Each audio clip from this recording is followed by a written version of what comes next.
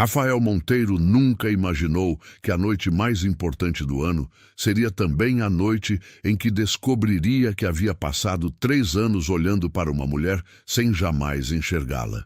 Era tudo o que ele tinha: o trabalho, os números, os contratos, e mesmo assim, naquela quinta-feira fria de agosto, com o fazano reservado e 40 milhões em jogo, o destino tinha decidido que seria diferente. Apoie o canal deixando seu like e comentário e vamos para a nossa história. O 22º andar da Faria Lima tinha uma característica que Rafael nunca havia parado para notar: o silêncio. Não o silêncio de um lugar vazio, mas o silêncio denso de um lugar onde tudo é movido por eficiência. Cadeiras que deslizam sem barulho, reuniões que terminam sem desperdício, pessoas que existem em função de metas. Os vidros do escritório da Monteiro em Associados refletiam a cidade lá embaixo como um espelho escuro, Sampa em miniatura, fervilhante e indiferente, uma colmeia que nunca dormia. Rafael atravessava esse silêncio todo dia às 7h15 da manhã, sem piscar, sem hesitar, sem sentir. Ele tinha 41 anos, ombros que carregavam a postura de quem está sempre esperando a próxima problema, e uma aliança que havia deixado de usar havia 4 anos, mas cujo fantasma ainda circundava o dedo anelar, como um anel de invisibilidade. O divórcio de Patrícia havia sido cirúrgico, rápido, limpo, executado com a mesma frieza que ele aplicava aos balanços trimestrais. 18 meses de casamento, 4 anos de distância. Ele não havia reconstruído, havia simplesmente voltado ao trabalho e fechado a porta de tudo o mais. A Monteiro em Associados faturava 180 milhões ao ano. A vida de Rafael valia, em termos emocionais, muito menos do que isso. Naquela quinta de agosto, ele estava na sala de reuniões quando o celular vibrou sobre a mesa de vidro. O nome na tela era Fernanda. Fernanda Rios, a acompanhante que havia contratado para aquela noite. Não romanticamente, ou pelo menos era o que ele se dizia. Ela era apresentável, fluente, sabia transitar em ambientes corporativos. Uma solução logística. Mas quando ele atendeu e ouviu a voz dela, soube antes mesmo que ela falasse. Rafael, me desculpa. Minha mãe está no hospital, não vou conseguir esta noite. A voz dela soou genuinamente angustiada, e ele soube imediatamente que era verdade. Fernanda não mentia. Era parte do motivo pelo qual a contratava. Ele desligou sem dizer, fique à vontade ou, espero que sua mãe melhore. Ficou olhando para a parede de vidro, enquanto os números na apresentação projetada piscavam silenciosamente. Parceria Helvetia. 40 milhões, prazo de implementação 36 meses. Hans Kramer chegaria ao Fazano às 20 horas. A mesa estava reservada. O vinho estava escolhido. Faltava apenas a presença humana ao seu lado para preencher a cadeira que tornaria aquele jantar uma negociação e não uma entrevista. Rafael começou a listar mentalmente. Não havia ninguém. Não havia uma amiga próxima, não havia colega de confiança disponível, não havia ninguém que conhecesse os detalhes do projeto Helvetia suficientemente bem para não ser um risco à mesa. Havia apenas uma pessoa que conhecia cada centímetro daquele projeto, que havia redigido cada e-mail, organizado cada planilha, antecipado cada pergunta que Kramer poderia fazer. Ele pegou o telefone e discou o número interno. Beatriz Campos. Ela atendeu no segundo toque, voz estável, profissional. Vou precisar de você esta noite, Rafael disse sem preâmbulo. O jantar no Fazano. Você conhece cada detalhe do projeto. Fique ao meu lado. Uma pausa que durou menos de 1 segundo, mas que ele não soube interpretar. Vista-se adequadamente. A chamada foi encerrada. Ele não havia dito obrigado. Beatriz ficou alguns instantes com o celular na mão, o saguão vazio ao redor dela, o som do ar-condicionado central zumbindo como uma abelha solitária. Vista-se adequadamente. A frase pesou de uma forma que ela não esperava. Não era raiva. Era algo mais antigo do que isso. Era o reconhecimento de que, para Rafael Monteiro, ela era um instrumento. Preciso, confiável, mas instrumento. 3 anos. Ela havia estado ali todos os dias por 3 anos, e aquilo era o mais próximo de um pedido que ele havia feito. Eram 17 horas. Ela tinha 3 horas e 15 minutos. O apartamento 42B do condomínio Jardim das Acácias, em Tatuapé, media exatamente 40 metros quadrados, e Beatriz conhecia cada centímetro dele como se fossem páginas de um livro que havia lido muitas vezes. A cozinha pequena com a janela que dava para o corredor interno, a sala onde a máquina de costura de Dona Neuza dividia espaço com o sofá azul marinho de 3 lugares, o banheiro onde o espelho tinha um ângulo de luz que a qualquer hora do dia sempre deixava tudo um pouco mais honesto do que o necessário. Era um apartamento que cheirava a café coado e tecido novo, a detergente de coco e ao sabão de glicerina que Dona Neuza usava nas mãos para amenizar a artrite. Quando Beatriz entrou naquela tarde, Neuza estava sentada à máquina, mãos se movendo com a lentidão cuidadosa de quem aprendeu a fazer mais devagar o que antes fazia rápido. 57 anos, dedos que haviam costurado mais de 20 anos de vidas alheias, antes que a artrite chegasse para reclamar seus direitos. Ela levantou os olhos quando a porta abriu. Voltou cedo, Neuza disse. Tem um jantar, Beatriz respondeu, já se dirigindo ao quarto. Preciso me arrumar. Ela abriu o guarda-roupa e ficou parada. No fundo, atrás das blusas bege e dos blazers cinza que compunham sua armadura cotidiana, havia um volume coberto com papel de seda amarelado. Ela soube antes de tocar. O vestido verde. O vestido que Neuza havia costurado 2 anos antes para uma ocasião que nunca havia chegado. Um casamento de amiga que fora cancelado, um evento de empresa para o qual nunca havia sido convidada. O vestido que havia ficado dobrado com papel de seda porque era bonito demais para ser guardado com descuido e esperado demais para ser usado sem motivo. Beatriz retirou o papel de seda devagar. O tecido verde esmeralda deslizou entre os dedos como água fria. Ela não soube exatamente o que decidiu naquele momento. Se foi coragem, se foi cansaço, se foi simplesmente a consciência de que havia chegado a hora, mas soube que ia. Mãe, ela chamou, voltando à sala com o vestido nos braços. Neuza olhou e os olhos dela brilharam de um jeito que não precisava de explicação. Você me ajuda com o cabelo? Foram 2 horas e meia que Beatriz passaria a aguardar para sempre. Não pela transformação física, mas pelo que aconteceu durante elas. Neuza colocou as mãos nos cachos castanhos da filha, com uma gentileza que só as mães têm, desfazendo o coque funcional de 3 anos com movimentos que pareciam rezas. Falaram pouco. A cidade lá fora se convertia no escuro de agosto, enquanto dentro daquele apartamento, de 40 metros quadrados, havia apenas o som da escova no cabelo e os dedos da mãe, formando ondas com uma paciência que o tempo não havia apagado. Beatriz tirou os óculos espessos que usava como escudo e colocou as lentes de contato que guardava para emergências. E ao olhar no espelho, os olhos mel que apareceram eram de uma pessoa que ela havia quase esquecido que era. O vestido verde se ajustou ao corpo como se houvesse sido feito para aquela noite específica, porque havia sido costurado pelas mãos de quem a conhecia melhor do que ninguém. Neuza deu um passo atrás e olhou para a filha com a expressão de quem sempre soube. Você sempre foi assim, Neuza disse simplesmente. Eles é que não viram. Beatriz pegou a bolsa pequena, beijou a mãe na testa e saiu. No táxi que atravessava a cidade em direção ao Itaim Bibi, ela olhou pela janela para as luzes de São Paulo se multiplicando na noite fria. Tatuapé ficando para trás, os bairros se transformando gradualmente, o asfalto ficando mais polido, os prédios mais altos, os carros na rua trocando de categoria.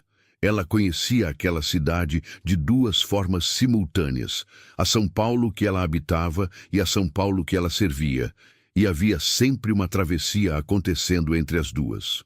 Naquela noite, atravessando a cidade com o vestido verde de sua mãe e os olhos que havia guardado para si mesma por 3 anos, Beatriz Campos decidiu que não estava indo servir, estava indo trabalhar.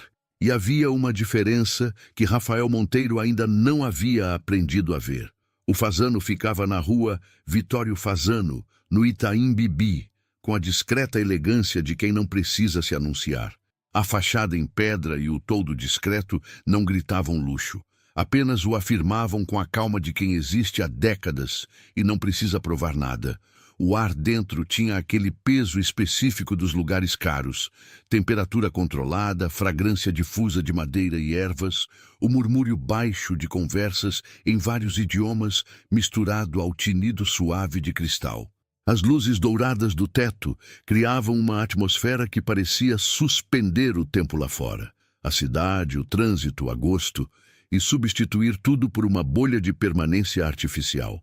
Rafael estava de pé no saguão com Hans Kramer e 2 diretores da Helvetia, o paletó escuro cortado por medida descendo com a precisão que ele exigia de tudo. Estava no meio de uma frase sobre taxa de retorno. Considerando a projeção para 36 meses, a margem líquida ajustada ao câmbio deve. Quando o movimento parou, não foi um parar brusco, foi suave, como quando uma música muda de tom sem avisar, e o corpo percebe antes do ouvido. Um sutil reajuste da atenção coletiva em direção à porta giratória que acabava de liberar uma mulher de vestido verde esmeralda. Rafael não terminou a frase. Ela entrou com a calma de quem não está entrando para impressionar ninguém. O cabelo castanho em ondas soltas sobre os ombros, o vestido ajustado com aquela elegância específica das roupas feitas com cuidado, em vez de com dinheiro, a postura ereta sem esforço, mas foram os olhos que o pararam completamente.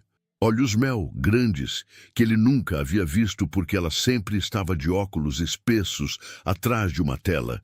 Sempre havia uma tarefa em andamento entre eles, sempre havia a distância funcional que ele mesmo havia construído. Beatriz Campos o viu, processou a situação em menos de um segundo e caminhou em direção ao grupo com a mesma naturalidade com que entraria na sala de reuniões às 8 da manhã. Hans Kramer, prazer, ela disse em inglês perfeito, estendendo a mão para o executivo suíço com um sorriso que não era servil nem performático. Era simplesmente humano. Beatriz Campos. Trabalhei diretamente nos detalhes técnicos do projeto Helvetia. O executivo suíço, 52 anos, cabelos brancos e o olhar calibrado de décadas de negócios internacionais, se virou para Rafael com uma sobrancelha ligeiramente elevada. É sua convidada? Extraordinária. Rafael Monteiro, que havia construído sua reputação sobre nunca perder o fio de uma conversa, disse, é minha secretária, com um automatismo que soou, pela primeira vez na vida, como um insulto. Beatriz não pestanejou, mas ele viu numa fração de segundo algo passar por aqueles olhos mel. Não mágoa, reconhecimento, como quem ouve algo que esperava há tempo e finalmente confirma que era verdade. O maître os conduziu à mesa. As 3 horas de jantar no Fazano foram, para Rafael Monteiro, uma experiência que ele não tinha vocabulário para nomear no momento em que acontecia. Havia passado anos à mesa de negociações, havia fechado contratos em Zurique, em Londres, em Tóquio. Sempre o centro, sempre o condutor, sempre o homem cujos números falavam mais alto do que qualquer silêncio. Mas naquela noite, sentado entre Hans Kramer e Beatriz Campos, Rafael percebeu que estava assistindo a algo que não sabia que existia. Ela começou devagar. Não foi uma entrada triunfal, não foi uma performance. Foi simplesmente uma mulher que conhecia o projeto melhor do que qualquer pessoa naquela mesa, incluindo ele, e que havia decidido que essa noite não seria mais uma em que ficaria invisível. Quando Kramer fez a primeira pergunta técnica sobre os índices de compliance ambiental das obras na fase 2, foi para Rafael que se virou, instintivamente, como quem espera o comando. E Rafael abriu a boca, uma fração de segundo antes de Beatriz responder. A fase 2 usa a certificação LEED Gold nos 3 blocos residenciais. Ela disse em inglês preciso, sem consultar nada, com a naturalidade de quem está recuperando uma informação armazenada não em arquivo, mas em memória viva. O diferencial para a Helvetia é que já negociamos previamente com os fornecedores de materiais reciclados, o que reduz o risco de supply chain em aproximadamente 22% comparado ao mercado. Kramer inclinou-se levemente para frente. 22% é um número específico. É o número correto, Beatriz disse. Posso detalhar a metodologia de cálculo se quiser. Rafael ficou olhando para ela. Havia um aperto estranho no peito. Não era orgulho, porque orgulho implicaria que ele havia contribuído para aquilo, e ele não havia. Era outra coisa. Era o desconforto de ver algo familiar de um ângulo completamente novo, como quando você passa todos os dias por um quadro na parede e uma manhã acorda e o vê de verdade pela primeira vez. O vinho chegou, um barolo escolhido pelo próprio Fasano para aquela mesa. O sommelier serviu com os movimentos silenciosos dos que foram treinados para existir sem serem notados. Rafael levantou a taça sem pensar, olhou para o líquido rubi escuro e percebeu que estava com sede de uma maneira que não era física. Kramer falou com Beatriz em alemão. Rafael não sabia que ela falava alemão. Não era fluente. Ficou claro depois, quando ela respondeu em inglês com um sorriso que reconhecia o limite sem se envergonhar dele. My German is functional, but I'd rather be precise with you tonight. Kramer gargalhou. A primeira das 3 vezes. Rafael contou sem saber por que contava. A comida foi chegando em etapas. Entradas de vitello tonato, depois o risoto de funghi porcini, que o Fasano servia com uma concentração de sabor que lembrava outubro em alguma cidade italiana que Rafael nunca havia visitado com atenção suficiente.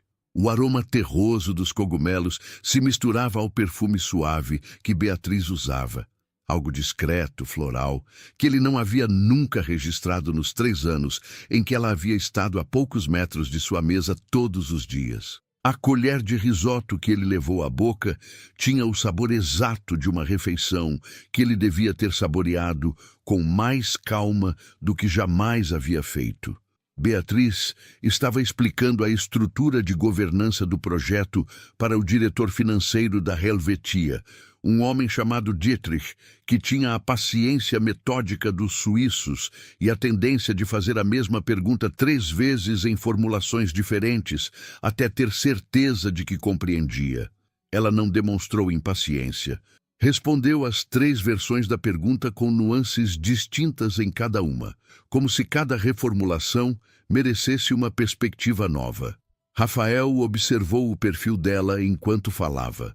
A linha do queixo firme, os gestos das mãos pequenos e precisos, a forma como ela pousava os olhos no interlocutor com uma atenção que não era calculada para impressionar, mas simplesmente era. Quando foi a última vez que ele havia prestado esse tipo de atenção em alguém?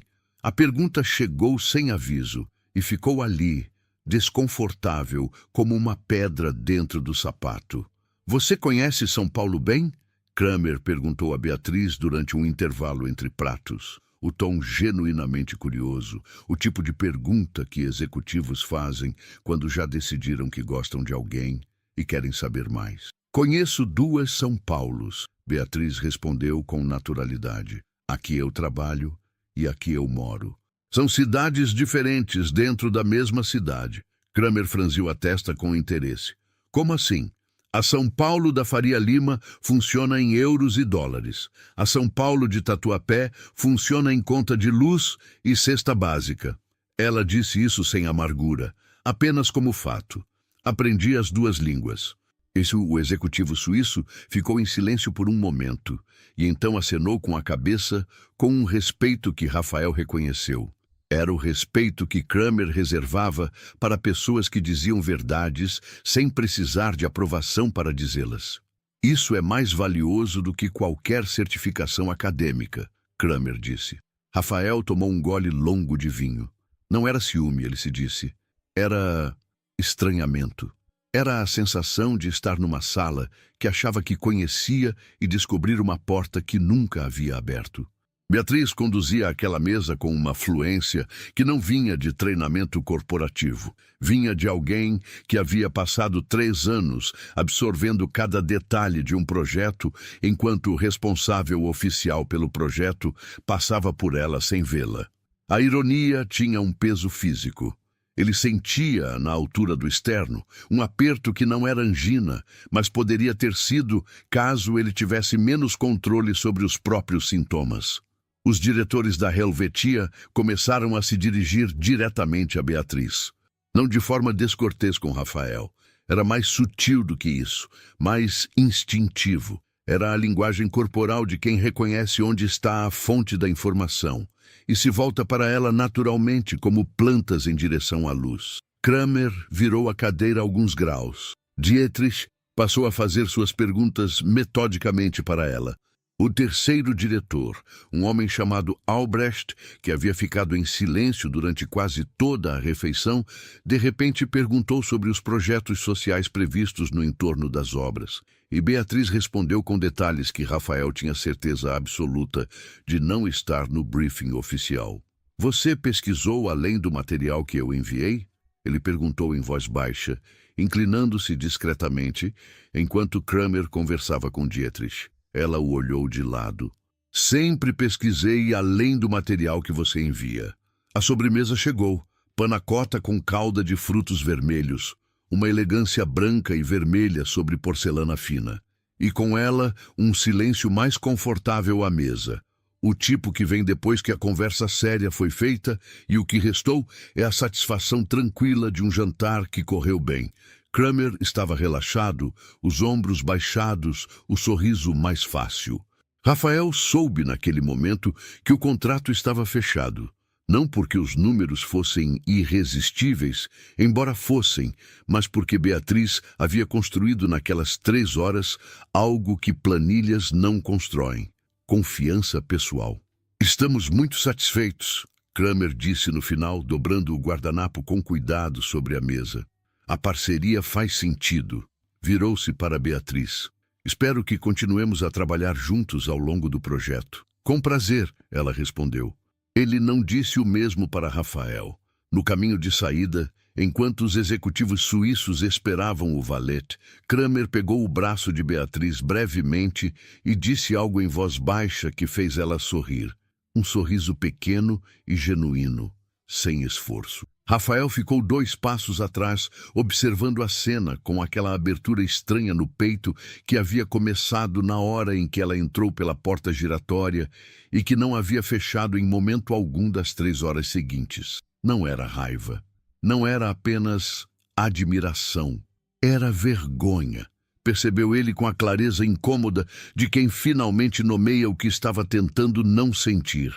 Vergonha de si mesmo, limpa e direta, sem lugar para ser depositada em outro endereço.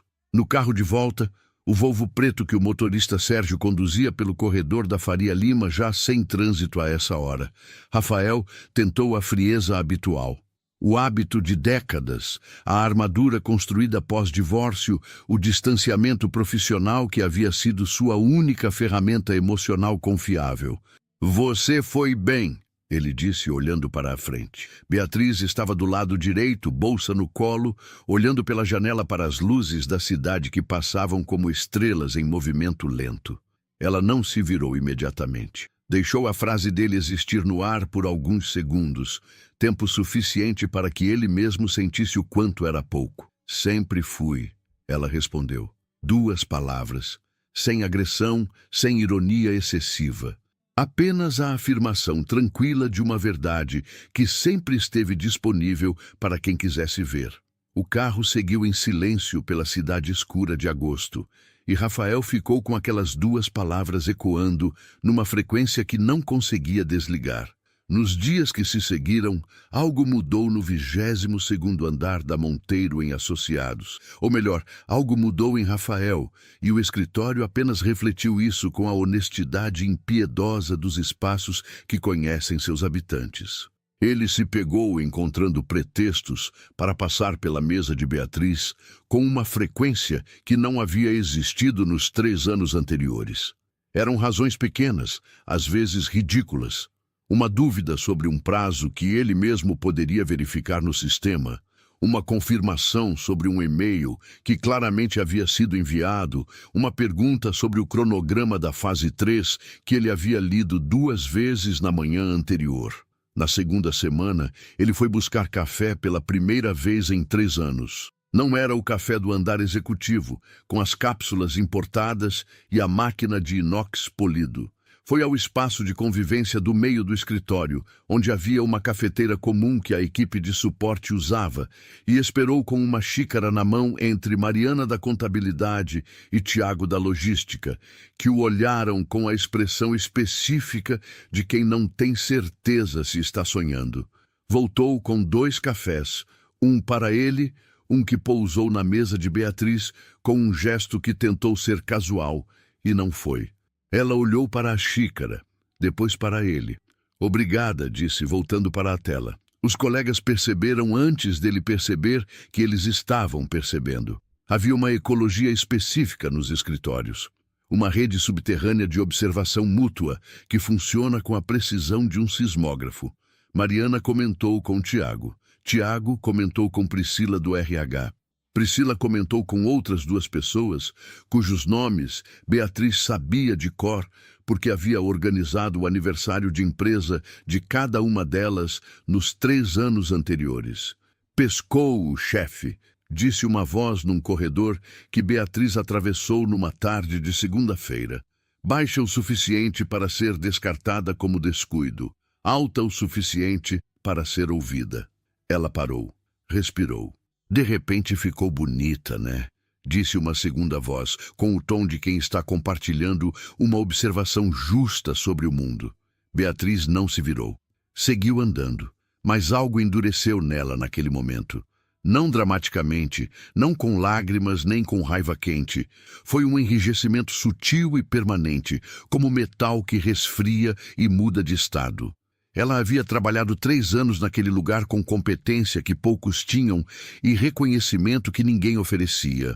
Havia conduzido um jantar de 40 milhões em 72 horas de preparação, que eram, na verdade, 3 anos de preparação cotidiana. E o que as vozes do corredor haviam visto era uma mulher que pescou o chefe. Não era a raiva do Rafael especificamente. Era o reconhecimento de uma estrutura, de como o mundo insistia em organizar as histórias de certas mulheres em certas posições. Ela não havia sido competente, havia sido estratégica, não havia sido valorizada, havia sido desejada. A diferença entre as 2 coisas era o abismo onde 3 anos de trabalho haviam caído sem fazer barulho. Numa tarde de terça-feira, Rafael apareceu à mesa dela com o pretexto mais transparente que havia usado até então. Um convite para um evento do setor de construção civil que aconteceria na sexta-feira à noite, num terraço do Itaim Bibi, com a presença de parceiros da Helvetia. Seria bom ter alguém que já conhece os suíços, ele disse, e a frase tentava ser profissional, mas soava como o que era.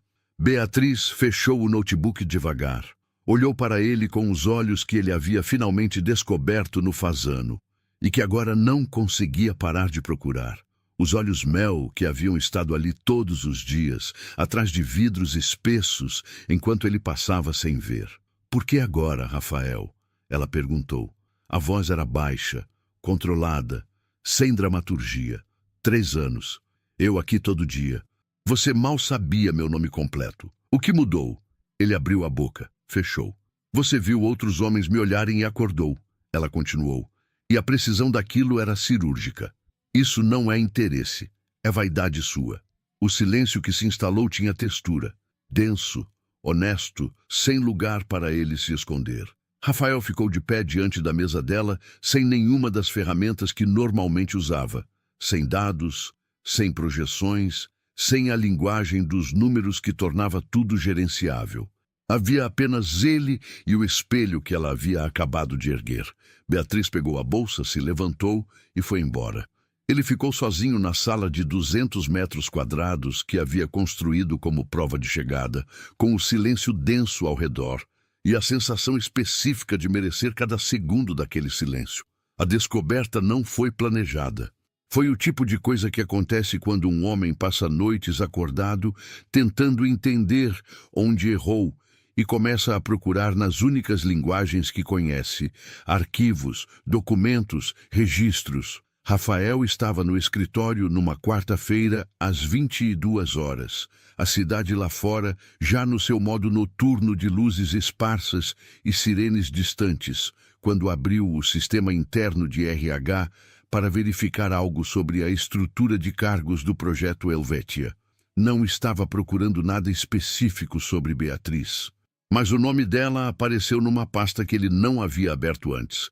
Solicitações de referência, seção arquivada. Ele clicou sem pensar. Havia 2 registros. O primeiro datava de 18 meses atrás. Uma empresa de engenharia de médio porte no Morumbi havia solicitado referência profissional para Beatriz Campos, candidata ao cargo de coordenadora de projetos. Salário oferecido, R$ 7.400. A solicitação havia chegado ao setor de RH da Monteiro em Associados e ficado em fila de resposta por 53 dias. Prazo máximo era 10 dias úteis.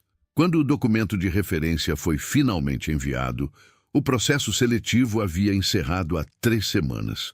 O segundo registro era de 8 meses atrás. Uma incorporadora de grande porte na Berrini havia feito a mesma solicitação para o mesmo cargo equivalente, salário de $8.900.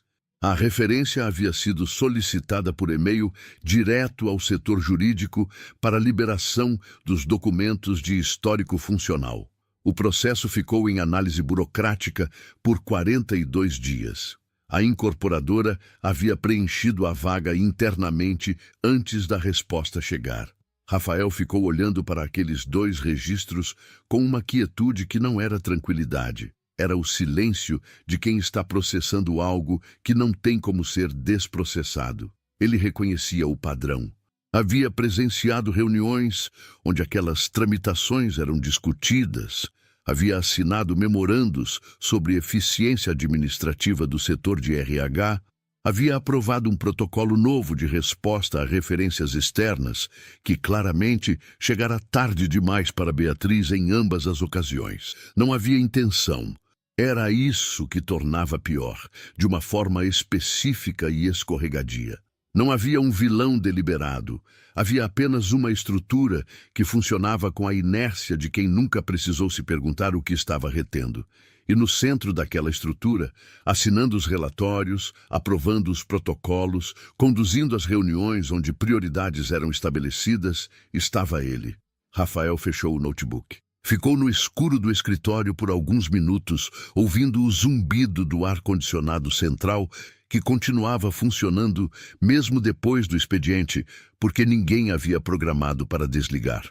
Pela primeira vez em muito tempo, o silêncio do 22º andar não soou como eficiência.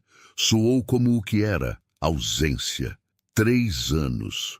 Ela havia estado ali todos os dias por 3 anos, chegando antes, saindo depois, antecipando cada necessidade de um projeto que não era dela, mas que havia carregado com a precisão de quem construiu o alicerce, enquanto o outro assinava a planta.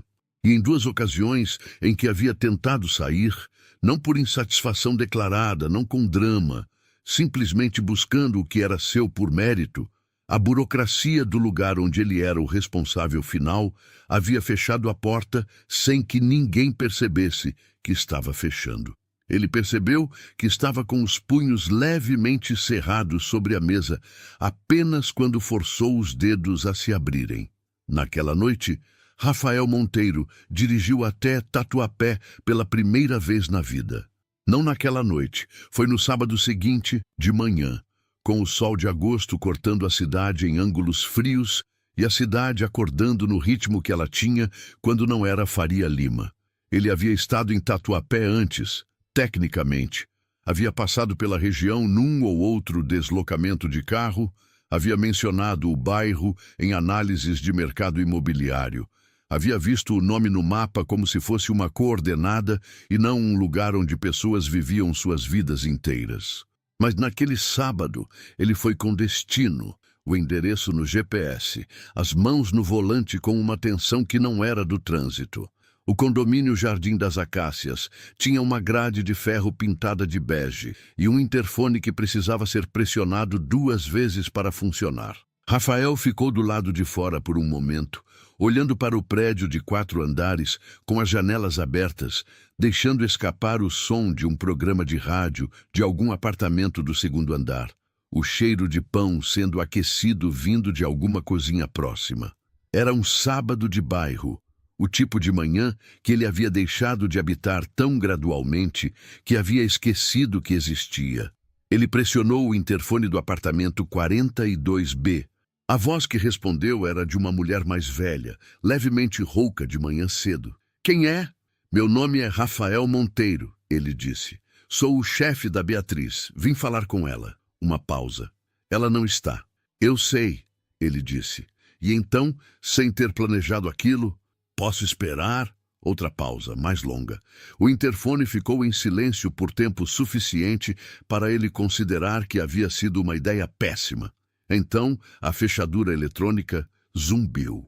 Dona Neuza abriu a porta do apartamento 42B com a desconfiança cuidadosa de quem passou a vida aprendendo a ler pessoas rapidamente, porque o tempo e os recursos para erros eram escassos. Ela tinha 57 anos e olhos que pareciam mais velhos que isso. Não cansados, mas experientes, com a densidade de quem carregou muito por muito tempo e aprendeu a distinguir peso real de peso fingido. Usava avental sobre a roupa doméstica, as mãos levemente inchadas nos nós dos dedos pela artrite, e o olhava com uma expressão que Rafael reconheceu como julgamento ativo em andamento. Ele entrou.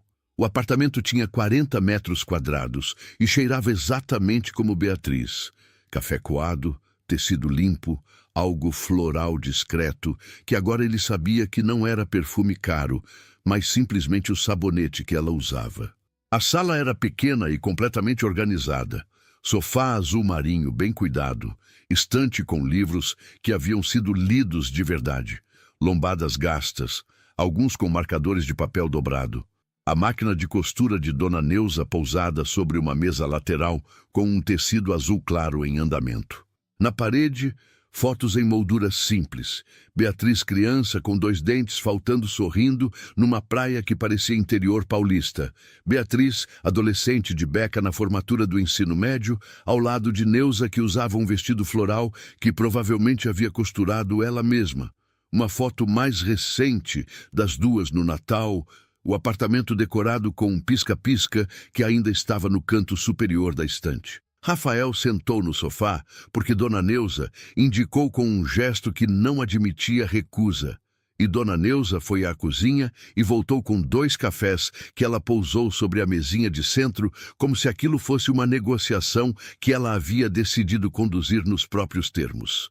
Ela não perguntou o que ele queria, começou a falar da filha. Foram 40 minutos que Rafael não havia planejado e que se tornaram os 40 minutos mais honestos que ele havia vivido em anos. Dona Neuza falou com a precisão de quem não tem tempo a perder e não se importa com impressões. Contou da Beatriz, que havia feito o ensino médio de noite porque de dia trabalhava num supermercado para ajudar com o aluguel depois que o pai foi embora. Que havia feito secretariado e depois administração em faculdade paga em parcelas que ela própria renegociava todo semestre. Que havia aprendido inglês com aplicativo de celular no ônibus. 2 horas por dia, ida e volta 3 anos, Neuza disse, e aquele dado específico atravessou Rafael com uma precisão que números raramente tinham. Que havia conseguido o emprego na Monteiro em Associados depois de 4 processos seletivos frustrados e que havia chegado em casa naquela noite e chorado, não de alegria, mas de alívio, o choro específico de quem havia corrido muito tempo e finalmente podia parar 1 segundo para respirar. Ela nunca reclamou de você, Dona Neuza disse, e havia nessa afirmação algo que não era elogio, era observação. Mesmo quando devia. Rafael segurou a xícara com as duas mãos. O café estava frio, mas ele não havia percebido. Ela é boa assim, Neuza continuou. Guarda as coisas, trabalha, não pede, desde pequena. Olhou para ele com aqueles olhos que pesavam. Mas guardar não é o mesmo que não sentir. Ele não respondeu porque não havia resposta que não fosse insuficiente. O som de chaves na fechadura chegou 20 minutos depois. Beatriz entrou carregando 2 sacolas do mercado, vestindo jeans e uma blusa bege simples, cabelo preso no coque funcional de sempre. E parou completamente ao ver Rafael Monteiro sentado no sofá azul da sala com uma xícara de café frio nas mãos e o olhar de um homem que havia passado as últimas 2 horas sendo honesto consigo mesmo pela primeira vez em muito tempo. Ela olhou para a mãe. Neuza deu de ombros com a expressão de quem não se arrepende de nada. "O que você está fazendo aqui?" Beatriz perguntou. A voz era plana, sem hostilidade excessiva, mas também sem abertura.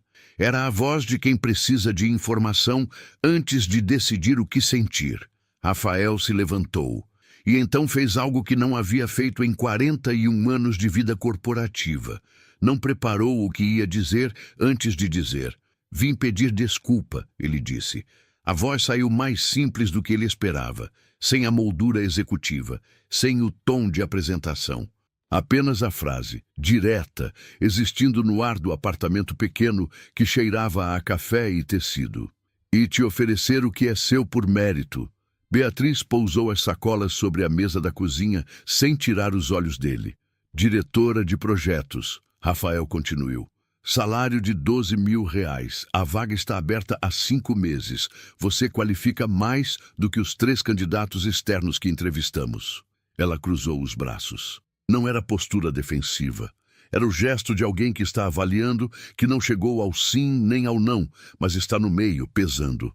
"E o resto?" ela disse. Havia um resto que os dois sabiam que existia.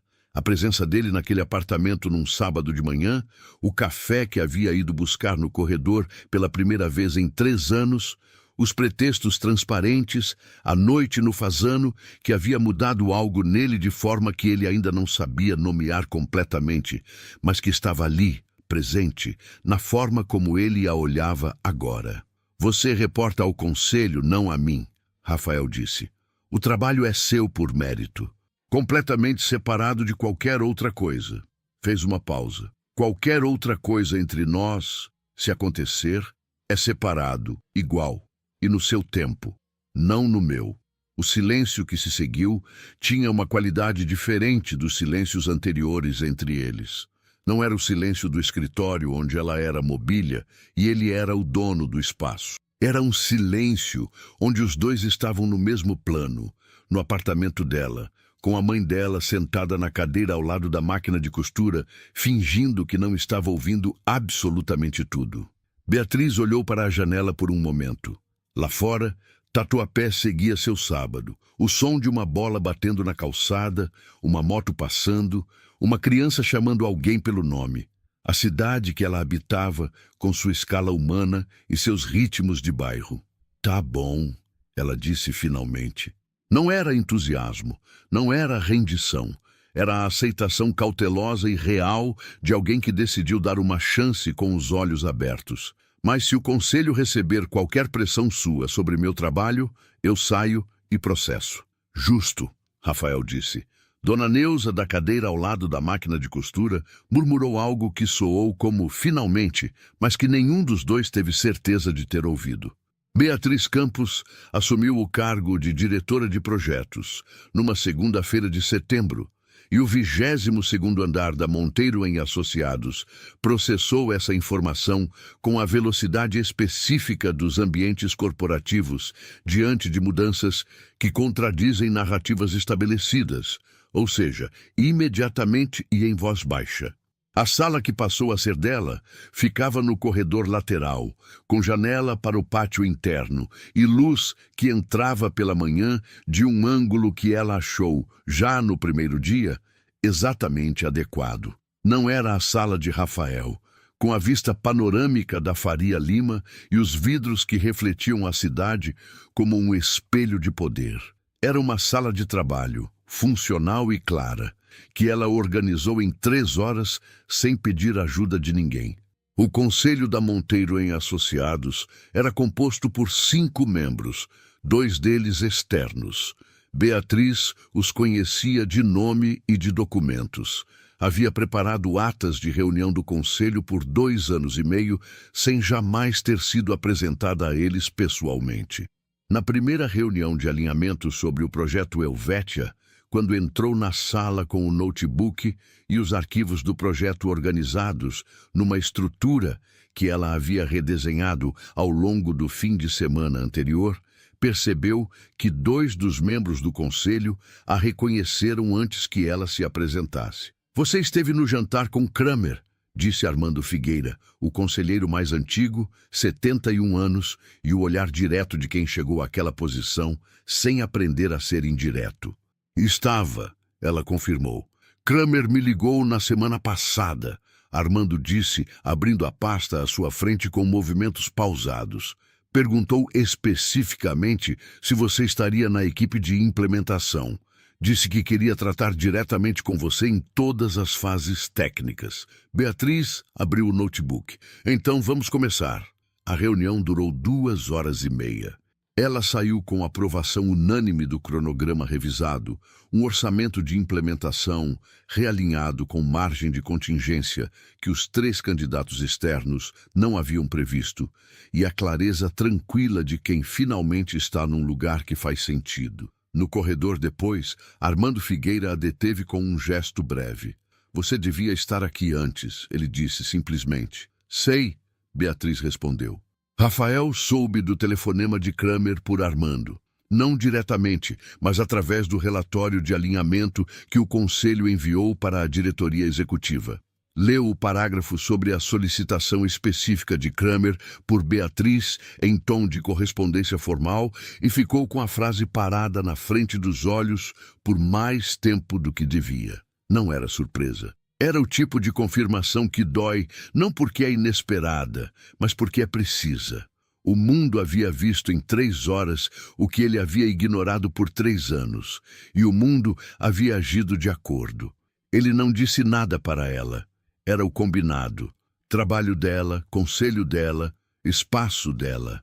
Mas as semanas seguintes foram uma aprendizagem que ele não havia matriculado conscientemente, mas estava fazendo com uma atenção que surpreendia a ele mesmo. Rafael começou a aparecer no refeitório do andar térreo, não o restaurante executivo do 22º andar com o cardápio por contrato, mas o refeitório comum, onde a equipe de suporte, os analistas júnior e os assistentes almoçavam com marmita, e o buffet de R$ 10. Ele foi na primeira vez com o desconforto visível de quem sabe que está fora do lugar que construiu para si mesmo. Pegou uma bandeja, escolheu o prato do dia, frango ao molho pardo com arroz e feijão e uma fatia de abóbora assada, e sentou numa mesa comprida onde havia espaço. Ninguém soube o que dizer, ele também não. Comeram em silêncio por alguns minutos, até que Tiago da Logística, com a coragem específica dos que não têm nada a perder socialmente porque já estão no andar de baixo, perguntou sobre o jogo do Corinthians do fim de semana. Rafael não acompanhava futebol, disse isso honestamente. Tiago olhou para ele como se acabasse de descobrir que ele era de outro planeta, e então começou a explicar. E a conversa caminhou de forma completamente ilógica e completamente humana até a sobremesa de gelatina vermelha que Rafael comeu sem pensar e que tinha um sabor de infância que ele havia esquecido que existia. Beatriz estava naquele refeitório numa das primeiras vezes que ele foi, sentada com Mariana da Contabilidade e uma analista que ele não sabia o nome. Soube depois que se chamava Fernanda, homônima acidental da acompanhante que havia cancelado o jantar do fazano, detalhe que a vida ofereceu sem cerimônia. Beatriz o viu entrar, registrou e voltou para a conversa que estava tendo. Não ignorou com frieza, nem acenou com conforto excessivo. Simplesmente incluiu sua presença no ambiente sem fazer dela um evento. Ele notou aquilo. A naturalidade dela era uma forma de generosidade que levou alguns dias para reconhecer como tal. Os meses de outubro e novembro foram os meses do projeto Helvetia em velocidade total. Beatriz coordenava a equipe de implementação com uma metodologia que havia desenvolvido ela mesma, uma combinação da estrutura de governança dos suíços com a pragmática brasileira de quem sabe que cronogramas encontram realidade e realidade frequentemente ganha. Hans Grammer fazia videochamadas quinzenais que ela conduzia com Dietrich e Albrecht, sempre em inglês, sempre pontuais, sempre terminando com os suíços mais alinhados do que haviam chegado. A equipe que ela havia formado, 7 pessoas, 3 das quais ela havia promovido internamente de cargos menores, trabalhava com uma coesão que Rafael, observando de longe pelos relatórios do conselho, reconhecia como o resultado de uma liderança que não precisava de volume para ser ouvida. Ele foi ao aniversário de Dona Neuza. Não havia sido convidado formalmente, soube da data, através de uma conversa que havia ouvido por acaso no refeitório, Beatriz mencionando para Mariana que ia sair mais cedo na sexta porque era aniversário da mãe. Ele ficou com aquela informação por 2 dias, pesando se era apropriado ou invasivo. E então decidiu que a única forma de aprender a ser diferente era fazer coisas diferentes. E foi até uma confeitaria no caminho para Tatuapé e comprou um bolo de laranja com cobertura de chocolate que a confeiteira garantiu ser a especialidade da casa. Chegou ao apartamento 42B com o bolo numa caixa branca amarrada com fita e o desconforto honesto de quem não sabe se está fazendo certo, mas foi assim mesmo. Dona Neuza abriu a porta e olhou para a caixa, depois para ele, depois novamente para a caixa. "Bolo de laranja?" ela perguntou. "Com chocolate", ele confirmou. Ela abriu a porta completamente. Havia mais pessoas no apartamento pequeno. Uma vizinha do 3º andar, chamada Conceição, 63 anos e uma risada que ocupava o espaço de uma pessoa maior. A Mariana da contabilidade, que olhou para Rafael com a expressão de quem está recalibrando uma série de suposições em tempo real, e 2 amigas de Neuza, de quem Rafael nunca saberia os sobrenomes, mas que o trataram com a hospitalidade direta e sem cerimônia, de quem não sabe que deveria ser intimidado por ele. Beatriz estava na cozinha quando ele chegou. Saiu com um prato de salgadinhos que havia feito ela mesma. Coxinhas pequenas que cheiravam a frango temperado com alho e cebola, e o encontrou de pé na sala, sendo interrogado amigavelmente por Conceição sobre se era casado. Ela observou a cena por um segundo, com uma expressão que não era bem um sorriso, mas tinha algo de sorriso nos cantos. "Veio", ela disse apenas. "Vim", ele respondeu. Sentaram perto um do outro durante o parabéns. As velas do bolo iluminando o rosto de Dona Neuza, que fechou os olhos para o pedido com uma seriedade que só as pessoas que acreditam de verdade em pedidos de aniversário têm.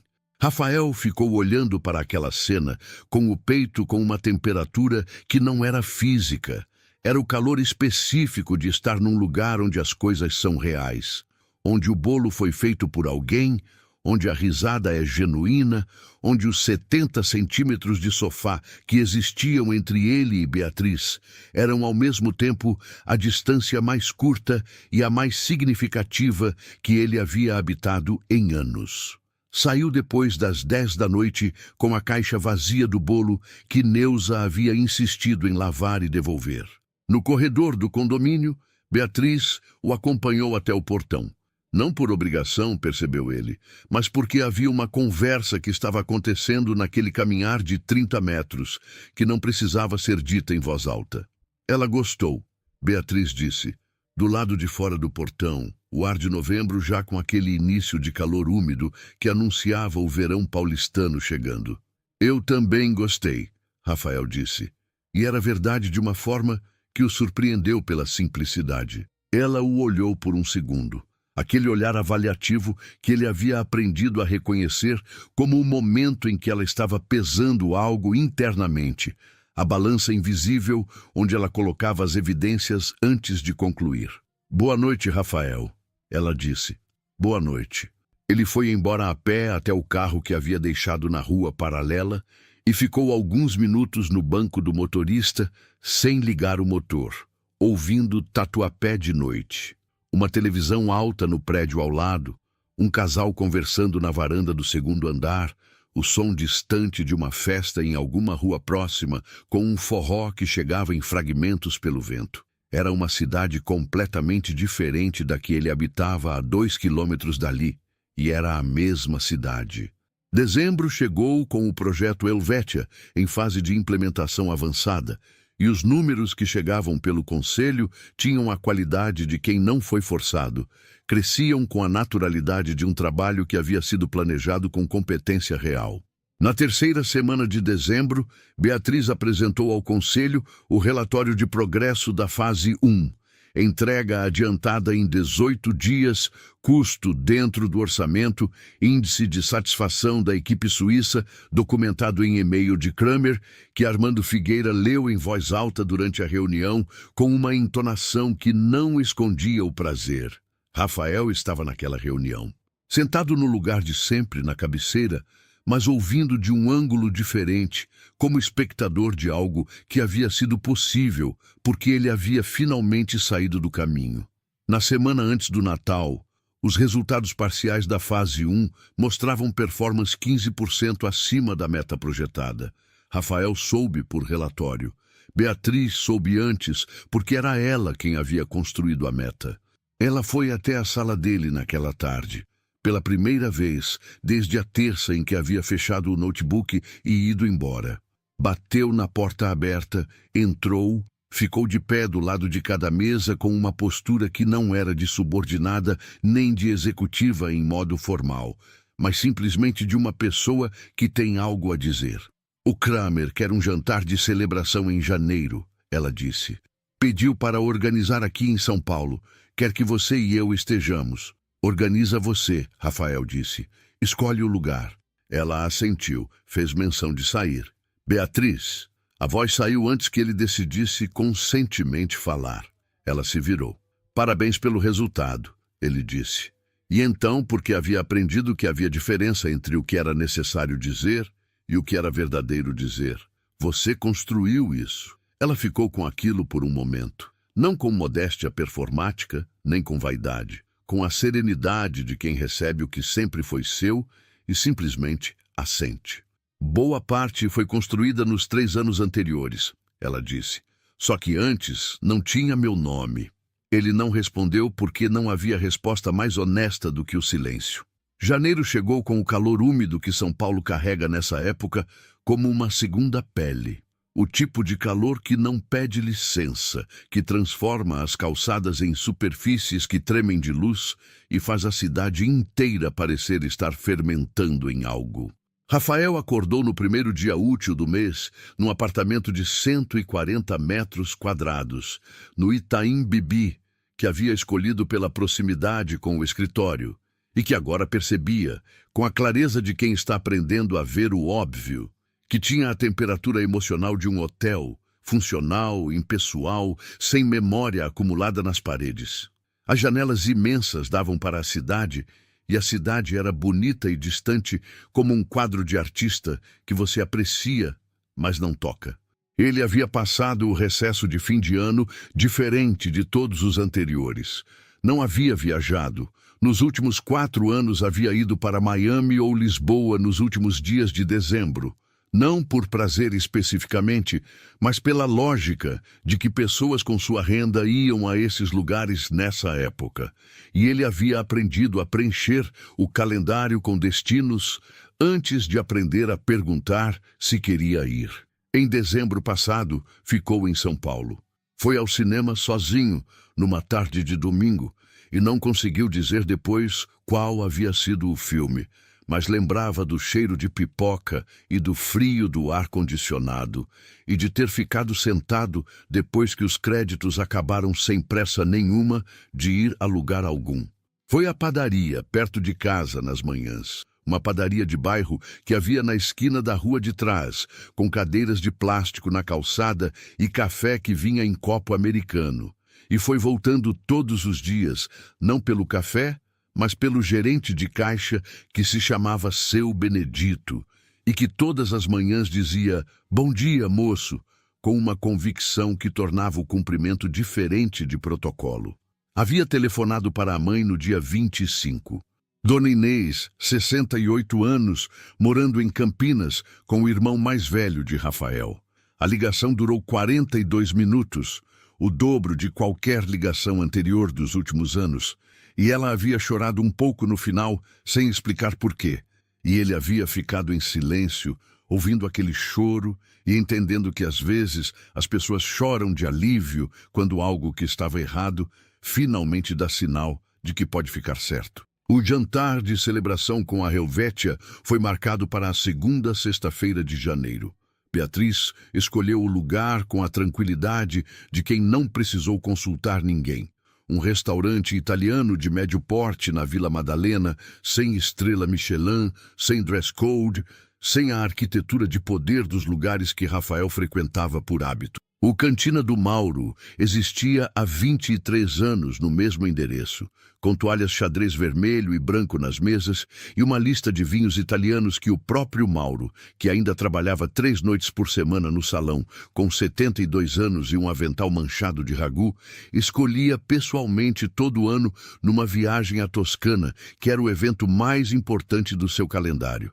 Kramer chegou antes do horário com Dietrich e Albrecht. E quando viu o lugar do lado de fora, ficou parado por um momento, olhando para a fachada simples, com a janela iluminada de amarelo. "Isso foi escolha sua?" perguntou para Beatriz. "Foi", ela disse. "Perfeito", ele respondeu. Rafael chegou depois, encontrou os suíços já sentados com taças de Chianti na mão, e Beatriz ao lado de Kramer mostrando algo no celular. Fotos do canteiro de obras da fase 1, descobriu depois que ela havia tirado numa visita que havia feito sem anunciar na semana anterior.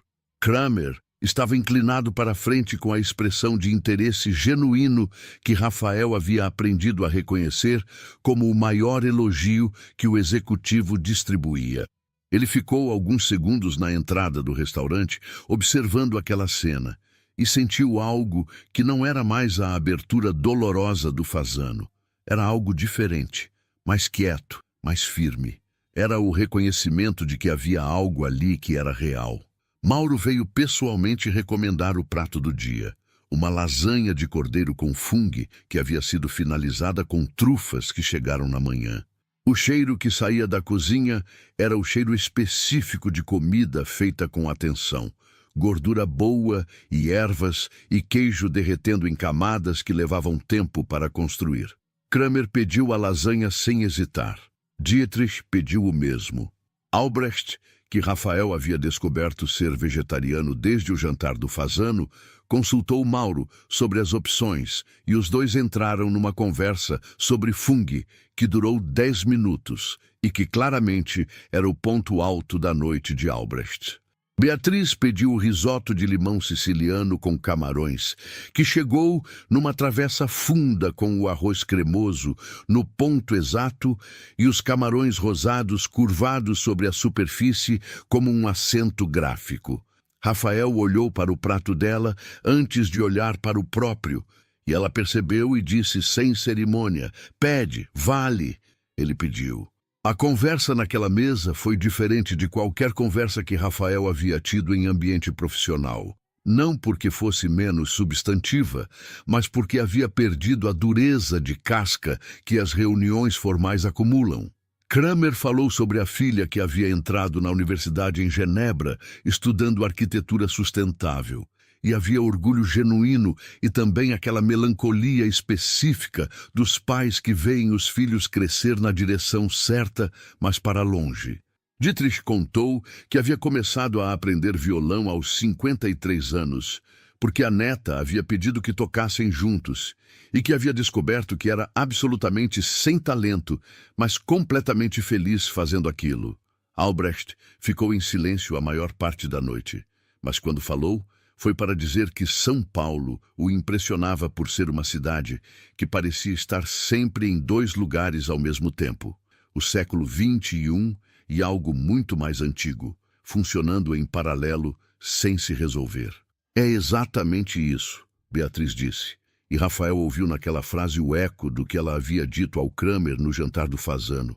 As duas São Paulos, a da Faria Lima e a de Tatuapé, a cidade que ele habitava e a cidade que ela habitava, a mesma cidade que nenhum dos dois havia visto por completo até começarem, devagar e com custo, a aprender a ver pelo ângulo do outro. O vinho acabou, e Mauro trouxe um segundo sem ser pedido, da casa para o resultado do projeto que minha sobrinha trabalha na construção civil e me contou. Ele disse com o prazer simples de quem tem razões humanas para tudo. E a noite se estendeu além do que qualquer um havia planejado, não por obrigação social, mas pela qualidade específica de uma mesa onde ninguém estava contando o tempo. Quando Kramer se despediu, do lado de fora do restaurante, com o calor de janeiro envolvendo tudo, ele segurou a mão de Beatriz com as duas mãos por um momento. Foi um prazer real trabalhar com você, ele disse. E depois, para Rafael, com o olhar direto de quem vai dizer algo que sabe que vai ser ouvido. Você tem sorte, não perca isso. O carro de Kramer foi embora. Dietrich e Albrecht foram juntos num táxi. Rafael e Beatriz ficaram na calçada da Vila Madalena, o restaurante ainda iluminado atrás deles, o som de uma guitarra vindo de algum bar na rua perpendicular, o calor de janeiro carregando o cheiro de jasmim de alguém que havia plantado na grade da casa do lado. Vou a pé até a avenida, Beatriz disse pegando o celular para chamar o carro. Posso andar com você? Rafael perguntou. Ela o olhou. A balança invisível, o peso sendo medido. Pode, ela disse. Caminharam pela Vila Madalena num silêncio que não era constrangimento. Era o silêncio de duas pessoas que haviam dito muita coisa difícil nos meses anteriores e que agora podiam ficar sem dizer nada, sem que o silêncio se tornasse um problema. As ruas tinham aquela vida específica de sexta-feira à noite, num bairro como aquele. Mesas de bar transbordando para a calçada, casais caminhando devagar, uma criança que devia estar dormindo, mas estava acordada sentada nos degraus de uma escada, vendo o movimento com os olhos grandes de quem ainda acha o mundo interessante de um jeito não calculado. Numa esquina onde havia uma banca de flores fechada para a noite, com os últimos girassóis ainda visíveis no escuro, Rafael parou. Beatriz também parou. Quero te pedir uma coisa, ele disse. Ela esperou. Janta comigo, ele disse. Não uma celebração de projeto, não um evento, não um pretexto. Só janta, num lugar que você escolhe. Ela ficou com aquilo por um momento. O calor de janeiro, o cheiro de jasmim, o som distante da guitarra, a cidade que era duas cidades, sendo uma só naquele momento naquela esquina. No sábado que vem, ela disse, tem um lugar em Tatuapé. Ele não perguntou o nome, disse que sim. No sábado seguinte, às 7 da noite, Rafael chegou ao endereço que Beatriz havia mandado por mensagem. Uma rua residencial de Tatuapé, onde havia um restaurante que não tinha placa grande, apenas um letreiro pequeno de madeira que dizia Dona Conceição, em letras pintadas à mão. Era a Conceição do aniversário de Neuza. Ele descobriu ao entrar. A vizinha do terceiro andar havia aberto o restaurante 6 anos antes, na garagem alargada da própria casa, com 8 mesas, cardápio escrito num quadro negro, que mudava com o que chegava no mercado municipal naquela semana, e uma fila de espera que funcionava por ordem de chegada e não por reserva, porque Conceição tinha princípios sobre isso. Beatriz já estava lá. Mesa do canto, 2 copos de água, o cardápio no quadro, moqueca de peixe fresco, galinhada com pequi, baião de 2 com calabresa. A luz do lugar era amarela e baixa. O som era conversa de gente ao redor. O cheiro era de dendê e coentro e a gordura boa de comida que foi feita em panela de barro com tempo suficiente. Ele sentou. Conceição veio pessoalmente tomar o pedido e olhou para Rafael com uma expressão que claramente sabia quem ele era e estava avaliando se aprovava. E depois de alguns segundos disse: "Recomendo a moqueca. O peixe veio hoje cedo", com um tom que não era sugestão, mas instrução. E Rafael pediu a moqueca sem hesitar. Comeram com a calma de quem não tem compromisso depois. A moqueca chegou numa panelinha de barro com um molho alaranjado de dendê e tomate. E o peixe branco se desfazendo em lascas que tinham o sabor do mar temperado com a mão de alguém que conhece o que está fazendo. Rafael comeu com uma atenção que não havia dado a uma refeição em muito tempo. Não a análise do sommelier ou a apreciação educada do frequentador de restaurante estrelado, mas a atenção simples e física de alguém que está com fome e a comida é boa e o lugar é real. Beatriz contou sobre o projeto na fase 2, não em linguagem de relatório, mas como se conta uma história que ainda está sendo escrita. Havia um desafio com o fornecedor de materiais do bloco 3 que estava testando o cronograma. E ela havia passado 3 dias na semana anterior, ligando diretamente para a fábrica em Minas, sem passar pelo intermediário, e havia conseguido um prazo que o intermediário havia dito ser impossível. "Às vezes o impossível é só o possível com mais um telefonema", ela disse. E havia naquilo o pragmatismo tranquilo de quem resolveu muita coisa sozinha por muito tempo e não espera aplausos por isso. Rafael contou sobre a ligação para a mãe. Contou sobre o seu Benedito da padaria.